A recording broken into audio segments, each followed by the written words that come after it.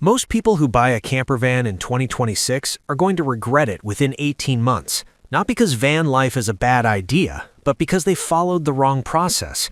This video is the process I'd actually use if I were spending my own money today. By the end of this, you're going to know exactly which platform to buy, what to pay, what to absolutely avoid, and, this is the part most channels skip, whether you should even be buying right now at all. I've watched people lose $25,000 to $35,000 in depreciation before they even finish their first year of ownership. Not because they bought a bad van, because they bought at the wrong time, in the wrong way, without a framework. That's what this video is, the process. Step 1. Decide if 2026 is even your year to buy. Here's what nobody tells you. The camper van market right now is still unwinding from the 2020-2021 insanity. Prices spiked 40 to 60% during COVID, and they haven't fully corrected. Used inventory is high, sellers are still anchored to those peak prices, and that means a lot of vans sitting on lots right now are overpriced by $10,000 to $20,000, sometimes more. So before you even look at a single van, ask yourself this one question. Do I need to buy this year, or am I just excited? If you're flexible, if you can wait 6 to 12 more months, the market may reward you. Depreciation is accelerating on 2020 and 2021 builds as they age, and motivated sellers are starting to blink. That's your leverage window. But if you're ready, if you have a clear trip, a clear budget, and you've done the homework, then 2026 is actually a fine time to buy, if you know how to negotiate, and I'll show you how. Step 2. Choose your platform before you fall in love with the build. This is where most buyers get it backwards. They find a van they love the look of online, they fall for the interior, and then they find out the platform underneath it is a nightmare to service. The interior is not the van, the platform is the van. Right now in 2026, your main options are the Mercedes Sprinter, the Ford Transit, and the Ram ProMaster. Europe also has the Volkswagen California and the Fiat Ducato family. And if you're in the US and you see the word ProMaster, know that it's essentially a Ducato underneath, same bones. Ford Transit, the most practical all-around choice in the US right now. Parts are cheap, mechanics know them everywhere, and the used market is massive. If you break down in rural Montana, you're finding a Ford dealer before you're finding a Mercedes specialist. That's just reality. Bottom line, lowest stress ownership in the category. Full stop. Mercedes Sprinter, the premium choice. Better build quality, legendary reliability when maintained correctly, and it holds value like nothing else in this category. But it punishes neglect. A missed service on a Sprinter costs you far more than a missed service on a Transit. And in the US specifically, finding a qualified diesel Sprinter mechanic outside major cities is genuinely difficult. You're not just buying a van, you're buying into a maintenance ecosystem. Bottom line, highest upside, highest discipline required. It rewards the prepared and punishes everyone else. Ram ProMaster, the budget entry point. Lower upfront cost, front-wheel drive, which some people actually love for winter traction, and a huge amount of converted inventory on the used market right now. The trade-off is that long-term reliability data isn't as strong and resale is softer. If you're trying this lifestyle for the first time and you're not sure you'll stick with it, the ProMaster is a lower risk test. Bottom line, lowest commitment, lowest ceiling. A sensible starting point, not a long-term answer for most people. VW California in Europe. The most turnkey, most refined product in the category. But you're paying for it, and you're locked into the VW dealer network for anything complicated. It's a premium convenience play, not a budget play. Bottom line, the most finished product in the room, and you'll pay for that finish every time it needs attention. There are always edge cases, but most buyers are not edge cases. My actual recommendation stands. If you're in the US and buying used for a first van, go Ford Transit. If you're in Europe or buying new and you're committed long-term, the Sprinter earns its price premium, but only if you find a mechanic you trust before you buy it, not after. Step 4. New versus used, and why the math usually favors used. A brand new factory-converted camper van in 2026 will cost you anywhere from $80,000 to $180,000 depending on spec. A comparable used unit from 2020 or 2021, same or similar platform, can be found for $45,000 to $90,000. That's not a small gap. The question is, what are you actually getting for that premium? A new van gives you a warranty, current tech, and the psychological comfort of knowing nobody else's problems are baked in. But here's the thing. Van life warranty claims are notoriously complicated.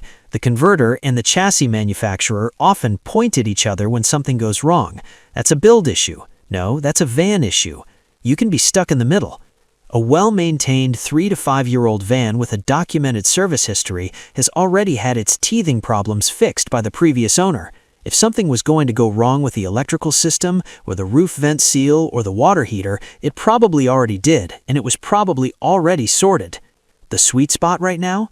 2019 to 2021 builds with under 50,000 miles, full service records, and a pre-purchase inspection from an independent mechanic, not a dealer mechanic, an independent one who owes you the truth. Step 5.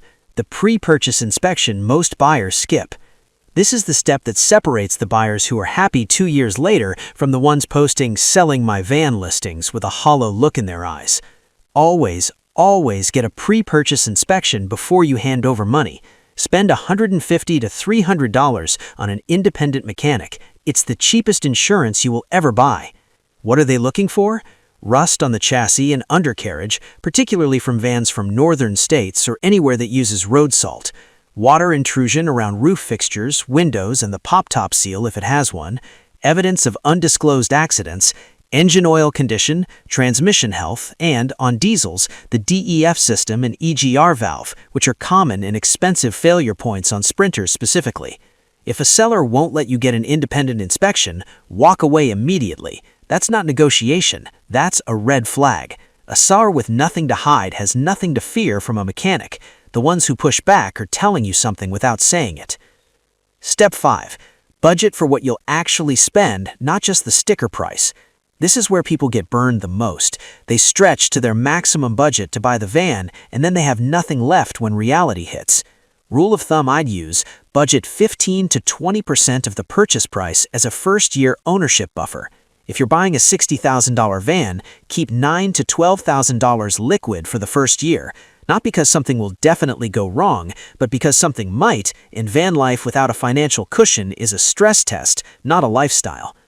Also, factor in insurance, which is higher than most people expect on a converted vehicle, registration and storage if you're not living full-time, campsite fees, which add up faster than people budget for, especially in Europe where many premium sites charge $40 to $70 per night. The buyers who have the best experience are almost never the ones who bought the most van. They're the ones who bought appropriately and had money left to actually use it. Step 6. Who should buy now and who should wait? This is my most direct advice, and some people won't like it. You should buy now if you have a clear 12-month plan for how you'll use the van, you have your inspection budget ready, you're not financing more than 60% of the purchase price, and you've already spent time in a rented camper van, even just one weekend, so you know the lifestyle suits you. Renting before buying is not weakness, it's the smartest due diligence move in this category.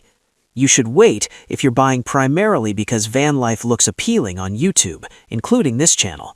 If you're in debt, if you're expecting the van to solve a problem in your life rather than enhance a life that already works, vans amplify what you bring to them. If you bring financial stress or life uncertainty into the purchase, the van will amplify that too. Retirees specifically, this category is often the best position to buy right now. You have flexibility with timing, often more equity to work with, and the most consistent use pattern, seasonal trips rather than full-time living, which is actually easier on the vehicle and you. Just prioritize accessibility features if relevant, and don't underestimate the learning curve of driving a high-roof van before you commit. Families, the VW California or a high-spec Sprinter conversion with a fixed bed and genuine second sleeping area is the only configuration I'd recommend. Don't try to make a single-bed solo conversion work for 2 adults and kids. You'll be miserable in week 2. The controversial take. And this is where the internet quietly works against you. The van life content you're watching on YouTube, including this channel, is making it harder for you to make a smart buying decision. The lifestyle looks frictionless online. Beautiful landscapes, golden hour lighting, a coffee made on a butane stove with perfect framing. It's genuinely appealing. It's also curated. Nobody films the $2,400 alternator bill. Nobody films the night they couldn't find a legal parking spot and slept in a Walmart lot. Nobody films the relationship friction that living in 80 square feet creates when one person is an introvert and the other isn't. Vans amplify what you bring to them. If you bring financial stress or life uncertainty into the purchase, the van will amplify that too. If I were buying a camper van today in 2026 with my own money, I'd buy a 2019 to 2021 Ford Transit, high roof, extended wheelbase, with an independent conversion from a reputable small builder, under 60,000 miles, with a full service history and a past pre-purchase inspection. I'd pay fair market value, not asking price, and I'd keep 15% of what I spent liquid for year one. That's not the most exciting answer. It won't get as many clicks as I found a hidden gem for $28,000, but it's what I'd actually do. The camper van market will keep correcting. Deals are getting better for patient buyers, but patience only works if you're waiting with a plan, not just waiting. The most expensive camper van you'll ever buy is the one you rushed into. I want to know where you're at in this process. Drop it in the comments. Are you actively looking right now? Are you waiting for prices to drop further? Or are you still in the just researching phase? And if you disagree with anything I said today, especially on the Transit versus Sprinter question, tell me why. I read every comment, and I'll push back if I think you're wrong.